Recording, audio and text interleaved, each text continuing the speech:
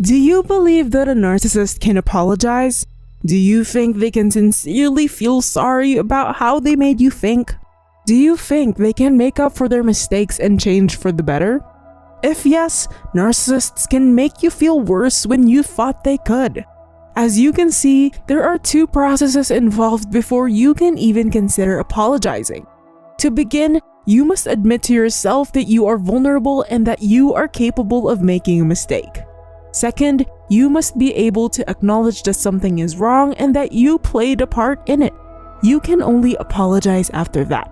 To admit you made a mistake and accept some responsibility for it, you must look inward and be vulnerable while also understanding that your actions impacted others.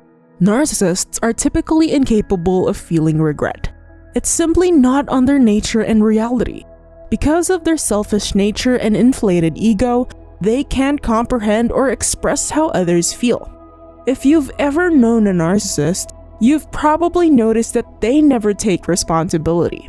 Someone else has always done something wrong or has encouraged them to do something wrong. They're absolved of the guilt for the conduct because they never accept it. You may get confused about how they apologize, but do remember that narcissists refuse to apologize or issue apologies. You may experience mock apologies of no substance that will make you feel underwhelmed and confused. Watch until the end as I show you 10 fake apologies narcissists do to regain themselves. Number 1.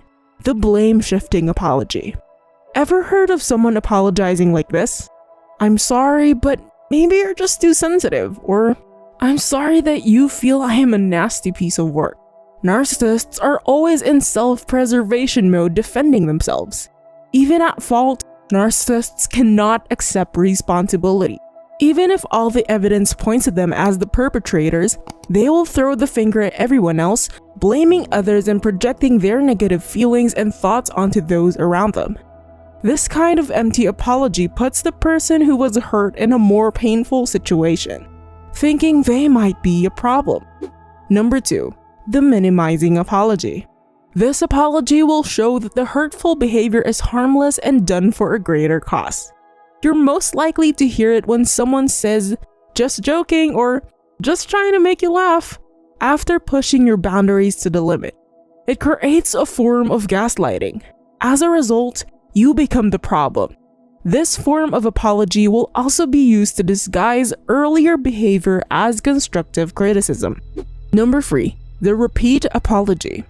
Narcissists will mostly sound like, "I've already said I was sorry about it, but you never accepted it."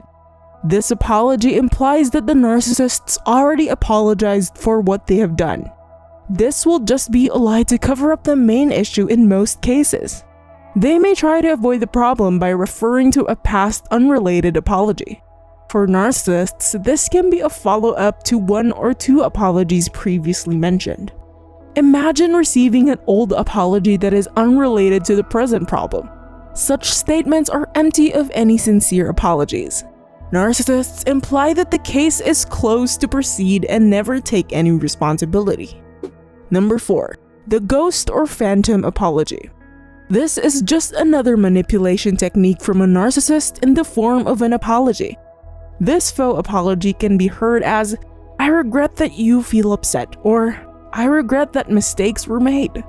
This kind of apology will sound regretful, but it again burdens the victim. Instead of making things better, narcissists move on without correcting their wrongs. Narcissists sometimes use this apology to escape responsibility when they have no other choice. Regret is simply a feeling, while apologizing is an action.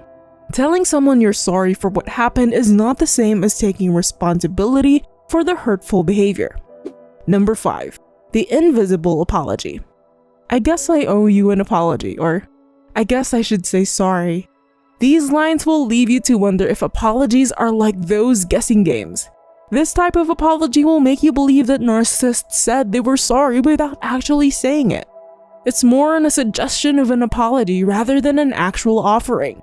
You may have accepted this kind of apology from someone you trust, but isn't particularly communicative in other situations. There may be hints that they are sorry for their actions, but the apology is not sincere.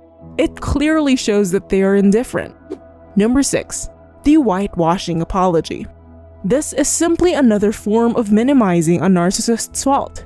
You might have viewed this type of apology as a sort of reconciliation, a halfway, which is probably the closest thing to a genuine apology.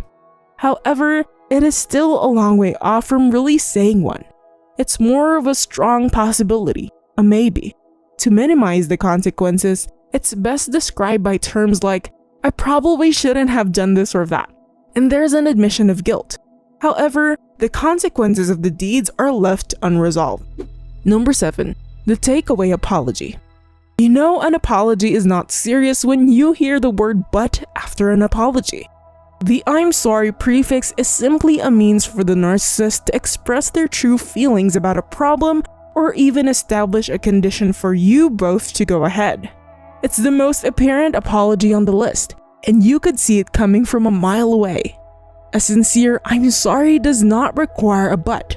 This type of apology is worse than no apology because the one saying them has made it plain that they do not intend to accept responsibility for their actions. Number 8. The blanket apology. Narcissists are liars.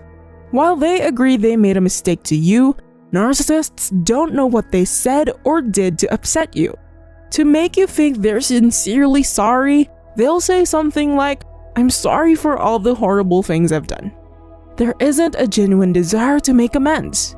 There's no clear information regarding why and how things will change in the future. All that's being said is only regret. This is an attempt to take control of the issue by being as unclear as possible. Number 9. The conditional apology. Conditional apologies are used by narcissists to avoid admitting that they have done something wrong. Instead, they suggest that their acts may have been harmful, but they had no control over them. "I'm sorry if something I said offended you," a typical conditional apology would say. That's how deceitful narcissists can be. Number 10. Anger apology. When a narcissist has had enough of being forced to apologize, they will abruptly shift their tone and strike out at you, as if you had no right to be offended. "Give me a break, I'm sorry, alright?" narcissists would say. By seemingly irritated, they divert your attention away from the underlying problem. That's probably how narcissists get away with apologizing. They allow their negative feelings to try to control you so that you couldn't force them any longer. The apology is all part of the narcissistic game. Things are hot and cold in a relationship with a narcissist, or excellent and unpleasant.